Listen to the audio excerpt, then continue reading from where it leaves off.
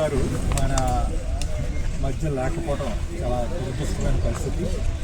ఒక మహానాయకుడు, ప్రజల నాయకుడు, ఏదన్నా కార్యక్రమం చేపడితే ఒక పట్టుదలతో ఆయన చివరి వరకు కూడా కృషి చేసే మనిషి.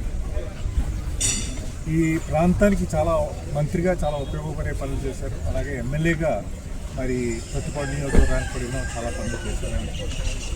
ఆయనతో మరి నా రాజకీయ జీవితం 1989 నుంచి మొదలైంది.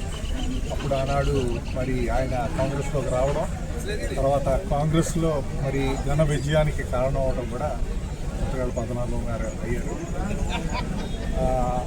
ఒక పట్టుదల నాయకుడు, ప్రజల మనిషి. ఈ ప్రాంతం రైతులు సమస్యలు కూడా దృష్టిలో పెట్టుకుని ఎప్పుడు కూడా కృషి చేస్తూ ఉండేవారు.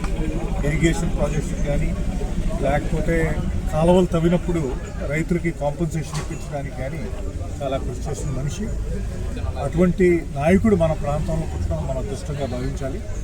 మరి ఆనాడు మెట్ట నాయకులు తలుచుకుంటే కొంత మధురాభం గారు కానీ, ముద్దగడ్డ పద్మనాభం గారు కానీ, తోట సుబ్బారావు గారు కానీ, వీళ్ళందరూ కూడా చాలా మంచి పనులు చేస్తారు. ఈ ప్రాంతానికి, ముఖ్యంగా మెరక ప్రాంతానికి చాలా పనులు చేస్తారు. మరి ఆయన్ని కోల్పోవటం నిజంగా బాధాకరంగా ఉంది.